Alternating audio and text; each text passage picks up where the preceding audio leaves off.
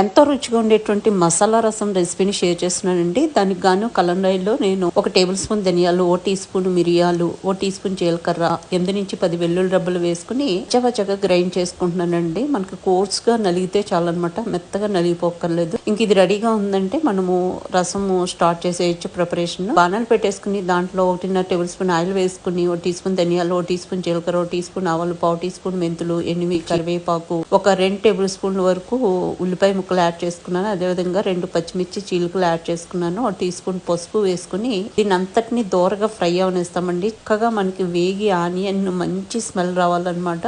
ఉల్లిపాయ ముక్కలు చక్కగా వేగిపోయినాయండి. ఇప్పుడు 2 మీడియం సైజ్ టమాటాలు తీసుకుని క్యూబ్స్ లో కట్ చేసుకుని వాటిని యాడ్ చేసుకున్నాను. ఇప్పుడు దాన్ని కూడా కొంచెం ఫ్రై అవనిస్తామండి. కొంచెం ఫ్రై అయిన తర్వాత మనము ఆల్రెడీ గ్రైండ్ చేసుకున్నటువంటి మసాలా పౌడర్ ఏదైతే ఉందో దాన్ని ఇక్కడ యాడ్ చేసేసుకుంటాం అనమాట. ఇదేనండి మంచి రుచిని, మంచి ఫ్లేవర్ ని మనకి ఈ రసానికి ఇస్తుంది. ముఖ్యంగా ఏదైనా నాన్ వెజ్ కర్రీ అంటే మటన్ ఇగురు కానీ, ఫిష్ ఇగురు కానీ, లేదా చికెన్ మసాలా కర్రీ కానీ ఏదైనా చేసుకున్నప్పుడు ఇది పక్కన కాంబినేషన్ లో చేసుకుంటే అదిరిపోతుందండి. అలా కాకుండా ఎప్పుడైనా మనకి జ్వరం వచ్చినప్పుడు, లేకపోతే ఒక్కొక్కసారి నోరు అరుచిగా ఉంటుంది, అలాంటప్పుడు కూడా ఈ రసం చేసుకుని వేడి వేడి అన్నంలో వేసుకుని తింటే ఎంతో బాగుంటుందండి. వేసుకున్న మసాలా 1 నిమిషం పాటు ఫ్రై అయిన తర్వాత మనకి ఎంత లిక్విడ్ కావాలో అంత లిక్విడ్ ఇక్కడ యాడ్ చేసుకుంటాం. నేను ఇక్కడ ఆల్మోస్ట్ 2 గ్లాసుల వాటర్ని యాడ్ చేసుకున్నానండి. దీంట్లోనే ఒక చిన్న కమలా సైజ్ చింతపండు నుంచి తీసుకున్నటువంటి చింతపండు జ్యూస్ యాడ్ చేశాను. అదేవిధంగా రుచికి సరిపడా సాల్ట్, కొంచెం కొత్తిమీర వేసుకున్న తర్వాత మొత్తం అంతా మిక్స్ చేసుకుని మనం ఈ విధంగా చక్కగా బాయిల్ అవనిస్తాం అనమాట. 8 to 10 minutes మనం మంచిగా మరగనివ్వాలండి.